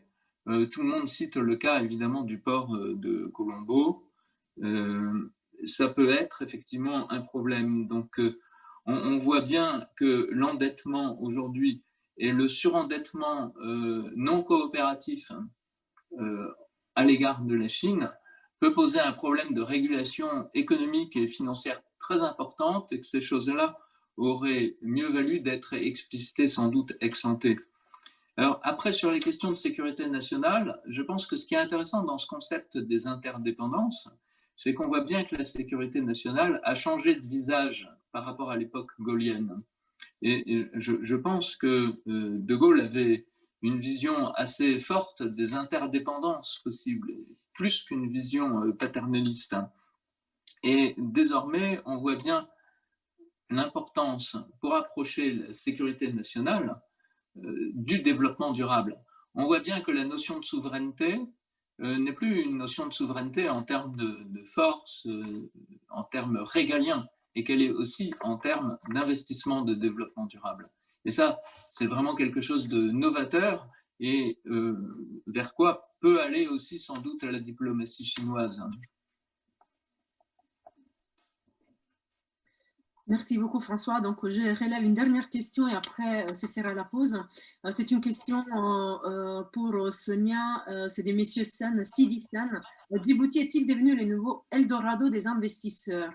À l'avenir, cette dépendance politique ne risque-t-il pas de fragiliser économiquement ce petit pays?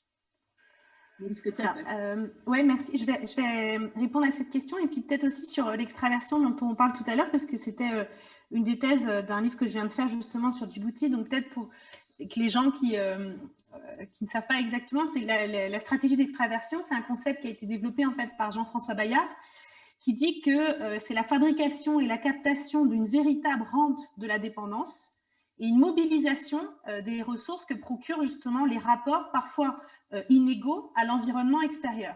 Et en fait, toute l'idée de ce concept, c'est de penser la dépendance du point de vue des acteurs dépendants, donc là, des acteurs africains. C'est toute cette vague et mode, et c'est pas négatif hein, quand je dis ça, de travaux actuellement qu'on a dans différentes disciplines sur l'agency. Quelle est la décision que prennent les acteurs eux-mêmes. Donc, c'est une dépendance qui peut être pensée, qui est réfléchie, qui est acceptée. Voilà. Et alors, la question était sur les investissements.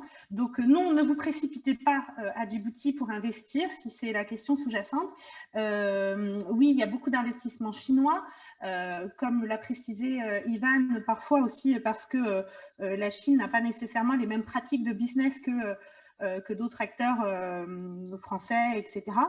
Et je rappelle qu'à Djibouti, c'est difficile de faire du business pour plusieurs raisons, parce que l'énergie coûte très cher, le climat des affaires est très mauvais, beaucoup d'entreprises françaises sont parties ces dernières années, et les Djiboutiens ont tendance, par exemple, à dire que s'ils se jettent dans les bras des Chinois, c'est justement parce que les Français ne viennent pas, les Français n'investissent plus. Total est parti, plein d'entreprises sont parties, et c'est aussi lié...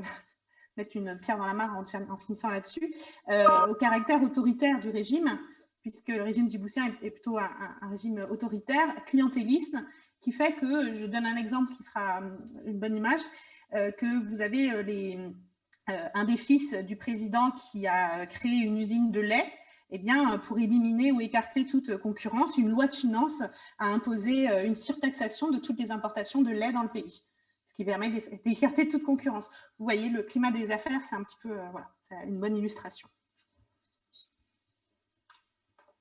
Merci beaucoup, Sonia. Alors, juste une dernière question, mais c'est vraiment une question pratique pour François. Donc, François, Monsieur Régis Essonneau demande comment il peut être tenu au courant de l'apparition de ton prochain ouvrage.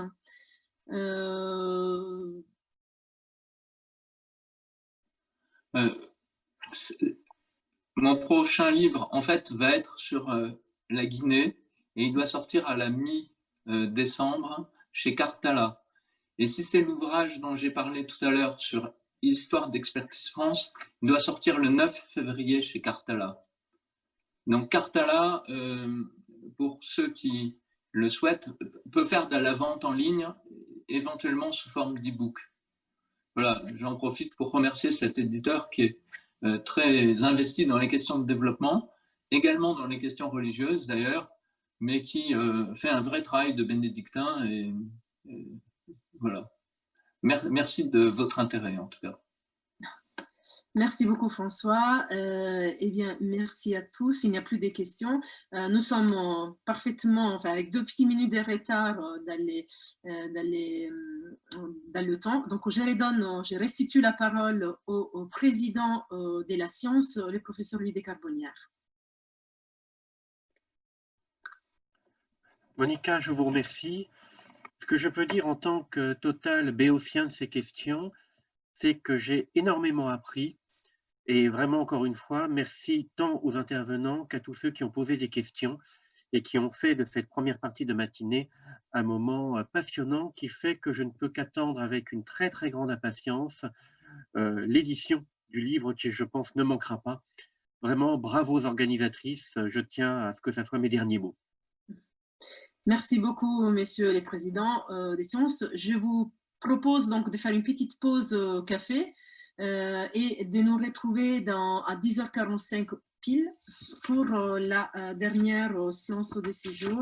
Voilà, 10h45, c'est bien ça.